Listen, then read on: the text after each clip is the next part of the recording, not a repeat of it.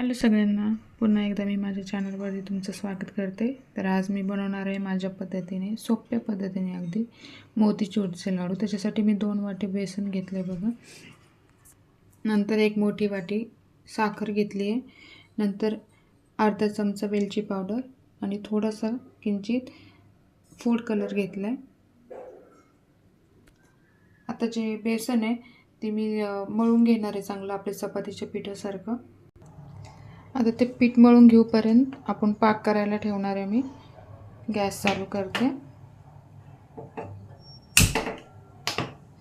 1 glass पाणी घालणार आहे फक्त.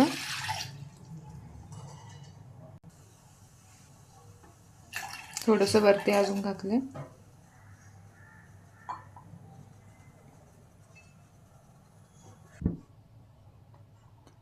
आता हे मळून घेण्यासाठी मी मोहन घेतलंय. वाटीमध्ये थोडंसं तेल गरम करते. 3 चमचे असेल तेल. मोहन टाकलं की मग चांगलं मळून होतं, एकजीव होतं पीठ.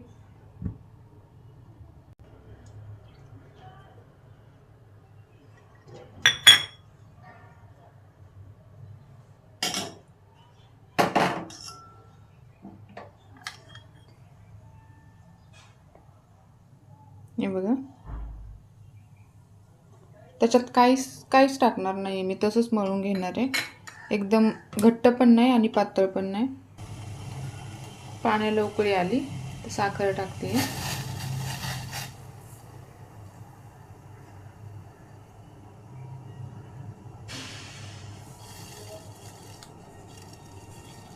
थोडीशी ठेवली साखर मी. हे बघा, असं डो बनवून घेतलाय मी. पाक पण व्हायला लागलाय.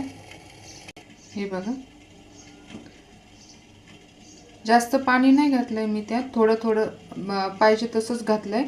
आणि वर हाताला चिटकलं की थोडं सुकं बेसन पण मी हे करून हाताला लावून मी मळून घेतलंय चांगलं. नंतर तेलाने चांगलं एकजीव करून घेतले, तेल थोडंसं लावून त्याला.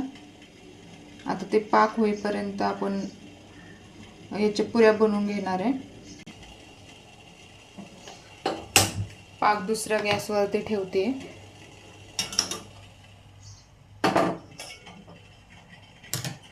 तर कढाई ठेवली. आता राहिलेली साखर पण मी त्यात टाकून घेतली आहे. आता जे विलायची पावडर आणि हे फूड कलर आहे तो पण घालते त्यात.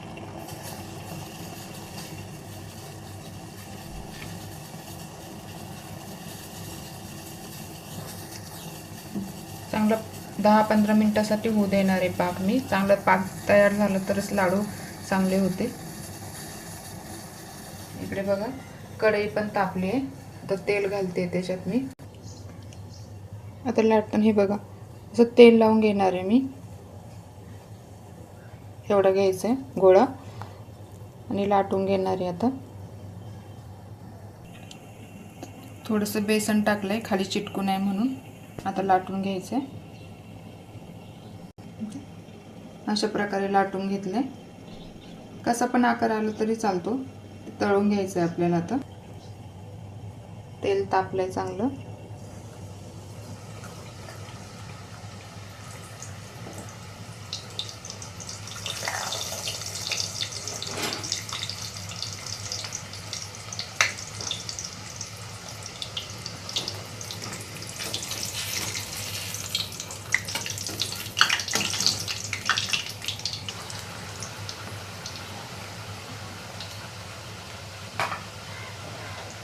जास्त लाल नाही होऊ देणार, नुसतं आलटून पलटून भाजून घेणार आहे.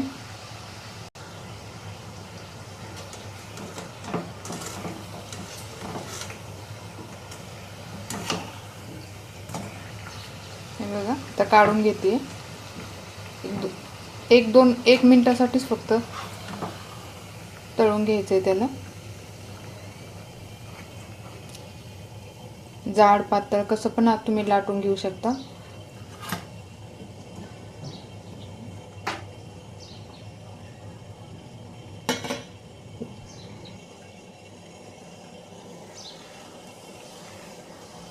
हळूच सोडायचं आहे, तेल अंगावर नाही यायला पाहिजे. याच प्रकारे सगळे मी लाटून घेणार आहे.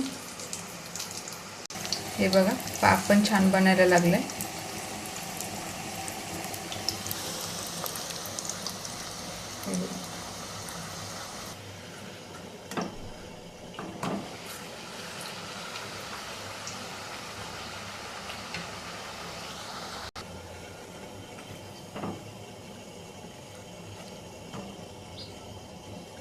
लाल नाही झालंय, नुसतं आलटून पालटून घेतलं मी तळून. एकदम सोप्या पद्धतीचे रेसिपी आहे. सगळे पुऱ्या असे तळून घेणार आहे मी.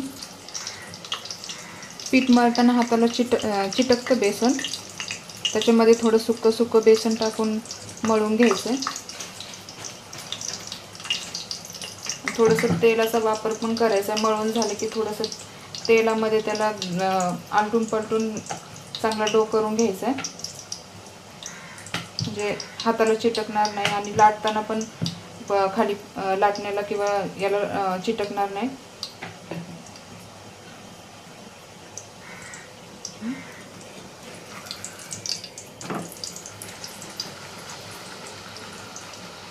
एक मिनिटासाठीच मी फक्त त्याला भाजून घेते. पाक पण बनलाय. आता गॅस बंद करते मी. छान बनलाय पाक.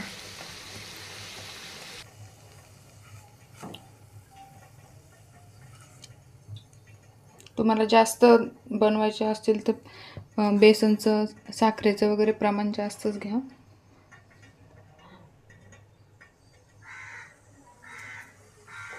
आता 2 वाटे मी बेसन घेतले आणि 1 वाटी साखर घेतली.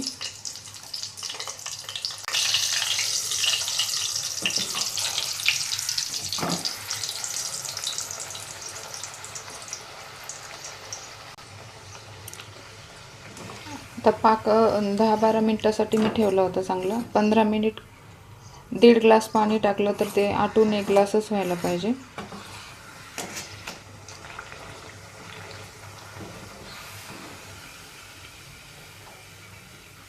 तुम्हाला जर गोड कमी हवं असेल तर मग साखरेचं प्रमाण पण तुम्ही कमी करू शकता. सगळं भाजून घेतलेत मी चांगले.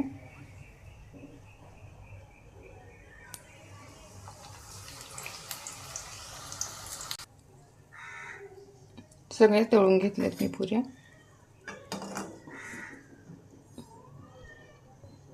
गॅस बंद केला. आता कढई काढून ठेवणार आहे. परत 5 मिनिटासाठी ठेवून घेतली पाकाला. आता ह्या ज्या पुऱ्या आहेत ते मी अशा हाताने तोडून घेते. मिक्सरला लावून घ्यायचं आहे आपल्याला. याला एकदम बारीक नाही तुकडे करायचे, थोडे मिक्सरला लागतील असे करायचे.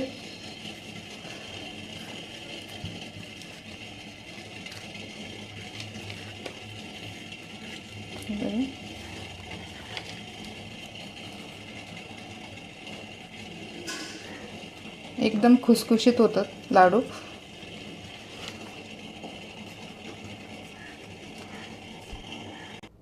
हे बघा, असे मी तोडून घेतले त्याला. आता मी मिक्सरच्या भांड्यामध्ये मी एकदम बारीक पण नाही आणि एकदम जाड पण नाही, हे करून घेणार आहे.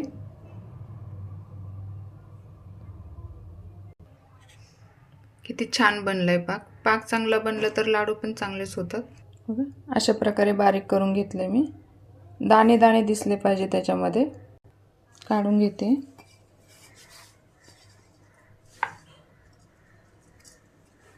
याच प्रकारे सगळं बारीक करून घेणार आहे मी.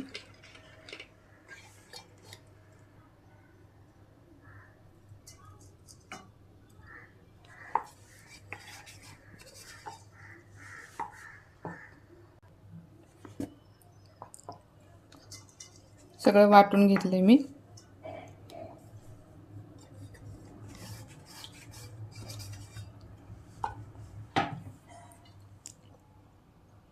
बघू शकता, मस्त दाणे दाणे दिसत आहेत. तर थोडं थोडा पाक घालून घेणार आहे त्याच्यामध्ये. प्रमाणानुसार घालायचं, जास्त नाही घालत, थोडा थोडा मिक्स करून घेणार आहे.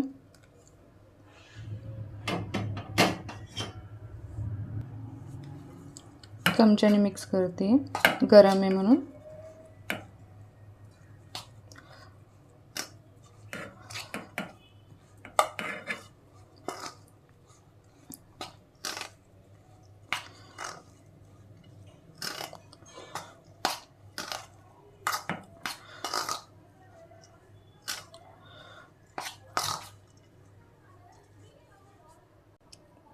अजून थोडासा बसणार आहे.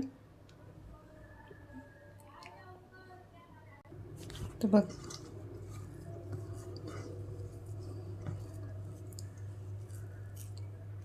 हे बघा, बस तेवढंच प्रमाण आहे पाकाचं. थोडे गरम गरम आहेत, एकदम हळूहळू हळूहळू हलवून घ्या.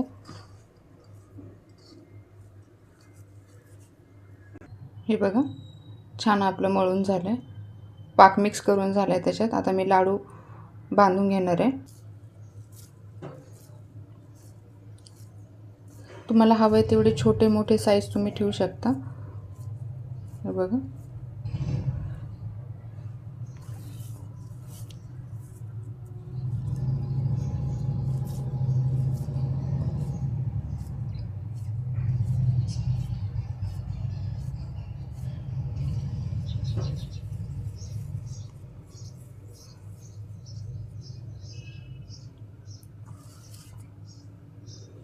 तर मी 2च वाट्याचं बनवते.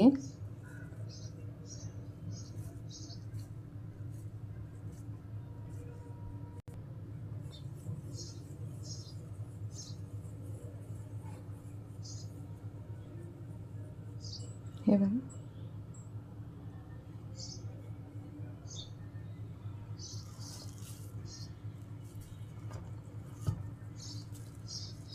याच प्रकारे सगळे बनवून घेणार आहे मी.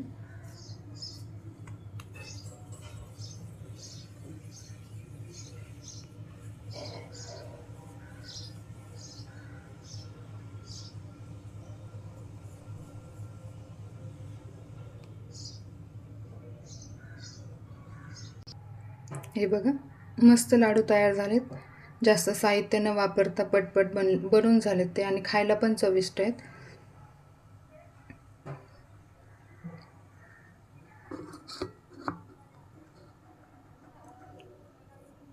हे बघा,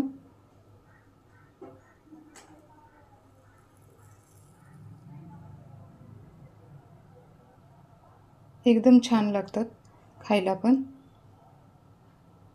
एकदा तुम्ही पण ट्राय करा. आणि एवढाच पाक उरला आहे.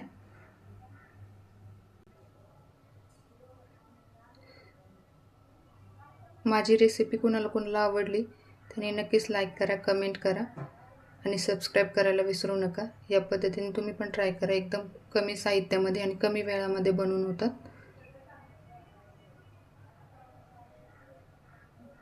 एकदा नक्की ट्राय करा.